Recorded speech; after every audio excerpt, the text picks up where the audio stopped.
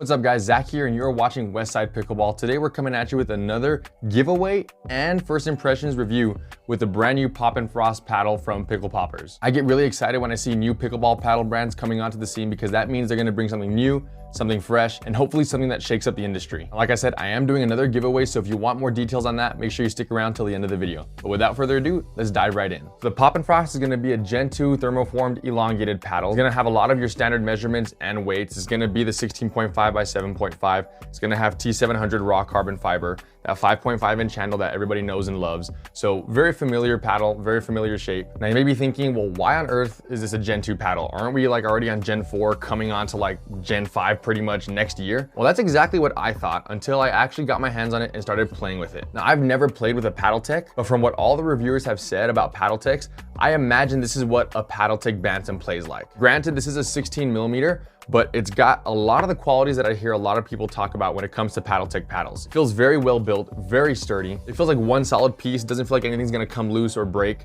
And the good news is that it's not gonna core crush like a Gen 3 because it's a Gen 2. And when I talked to the owner of Pickle Poppers, he said that's exactly the reason why they wanted to do a Gen 2 is because Gen 3 paddles already had a lot of problems. They didn't want to have to go through that whole fiasco again, so they stuck with a Gen 2. Now the first thing that stood out to me was obviously the design. They're definitely going for a much more playful and vibrant design than some of the other paddles. For me, this is kind of fresh to see because I see a lot of paddles always marketing like something that's like pro level or elite or max this and max that. And this kind of breaks that mold and says, hey, you know what? This is a fun paddle that you're gonna have fun with. But do not let this playful design deceive you. This paddle honestly hits like an absolute truck when it comes to power and especially pop. Because it feels so sturdy and so hard, the core feels very, very stiff.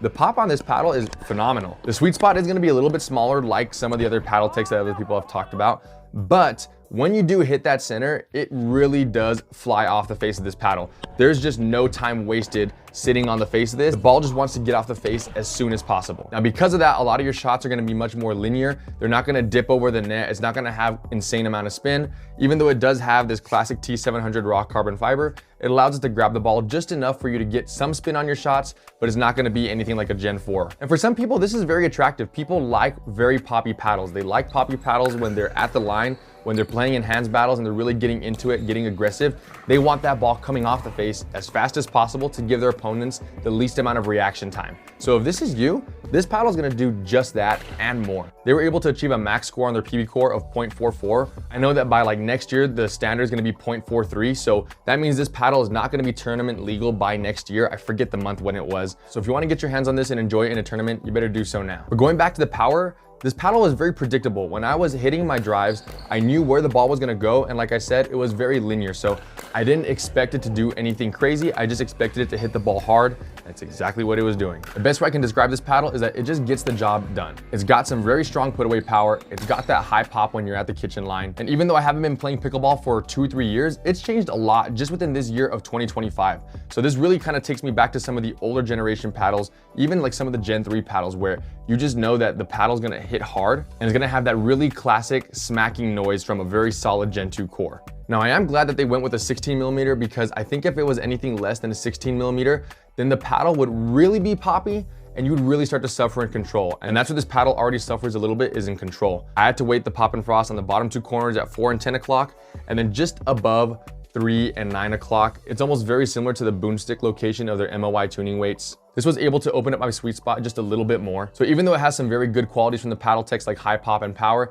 it's also gonna have some of their bad qualities like lower control and a smaller sweet spot. This doesn't necessarily make the paddle bad, it just means you're gonna have to have a lot more skill in order to use this paddle effectively. I mean, Christian Alshon still uses the paddle tech bantam, so if he's able to use that, which is a Gen 2 thermoformed paddle, and still have great success with it, I mean, he just won gold in singles this past tournament in Cincinnati. If he's able to do that, that means that the paddles like this are still very viable. And if my hunch is correct that this paddle is gonna hold up very well over time, then I think that this is gonna be a cheaper paddle tech. And I know that foam is all the craze right now. Everybody wants a foam paddle, but keep in mind, a lot of the foam paddles are gonna be above that 200 price point. There are gonna be some that are below there now, like the Quanta and maybe even the J2 NF, but at $140, this is still gonna get the job done very well. I think for me, what really draws me to this paddle is that it's reliable and just the overall character of the paddle. I really, really like it. The way that I see it is that yes, the paddle stands out with its playful character, but it also plays very good. So if that's the case, sometimes people don't even care how their paddle looks. As long as it hits hard and it plays good,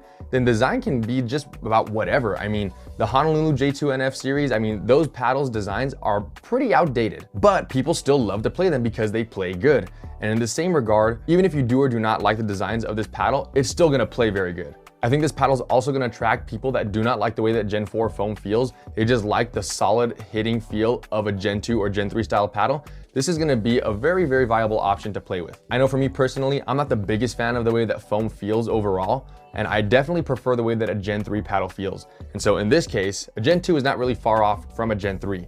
From Gen 3 to Gen 4, then you get a really big change in the way that the paddle feels. So if you're old school and you're looking for a paddle that plays like a Paddletech Bantam but is cheaper, I would definitely keep this in consideration. Now, the owner of Pickle Poppers did tell me that they are in the process of making a Gen 4 paddle right now. So I'm really excited to see how that's gonna come out because I already like the way that this paddle is built. It really doesn't seem like they cut any corners as far as quality or playability. I just think that when you hear the words Gen 2, you just think of like, wow, that's outdated. And in some ways it is, but like I said before, if the paddle plays good, what more can you complain about? And I know someone's gonna have this question in the comments. How does this compare to something like the Boomstik or the Carbon True Foam Waves in terms of power? Well, I will say it's gonna have more pop than the Waves. It's gonna have less pop though than the Boomstik. As far as power goes, I would say it's pretty darn close to both of those paddles. It's just a different kind of power. Good. The Carbon True Foam Waves has more dwell time, so you're gonna be able to shape the ball. It's gonna be more of like this trampoline rebound power. The Boomstik is gonna have both. It's gonna have just like raw power, and it's gonna have high spin capabilities. This paddle is gonna have very high linear power where the ball just shoots out straight like a missile. So I wouldn't say it's as strong as the Carbon True Foam Waves or the Project Boomstik because the power is kind of limited in its capabilities. But comparing it side by side with like a Pro 4 or an Agassi Pro, I think they're like right on par. Even with the Cannon paddle by Loose that's been making waves recently in the pro scene because like 2 different pro players had played with that paddle. I think it was like CJ Klinger and like Chris Hayworth. They were playing with that paddle. I would say this is even on par with the Cannon. Ultimately, I think the 2 aspects that are really gonna draw people towards this paddle or kind of push it away from it is the fact that it's using older tech, which is the Gen 2 tech, and the design.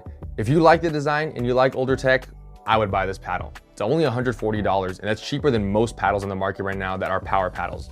But if you don't like these playful designs, if you're looking for something that's a little bit more professional, I would say maybe hold off until Pickle Poppers comes out with a Gen 4 paddle. Maybe they'll change up their designs, who knows? Now the good news is that if you're really curious about how this paddle plays, one of you is gonna be able to win a brand new Pop and Frost from Pickle Poppers. All you have to do to enter the giveaway is subscribe to my YouTube channel, follow Pickle Poppers on Instagram, and make sure you tag 3 friends on their giveaway post that they'll be posting. They're gonna be hosting this giveaway for about 7 days so that you guys can make sure to tag those 3 friends and have a chance to enter. And if you do so happen to buy one of these, make sure you guys let me know what you think of the paddle in my comment sections down below. I think you guys will be pleasantly surprised at the power output with this paddle. But that's gonna do it. Hopefully you guys enjoyed this video. If you guys wanna see more giveaways and more content like this, make sure you guys subscribe and hit that like button. I'll catch you guys again on the west side.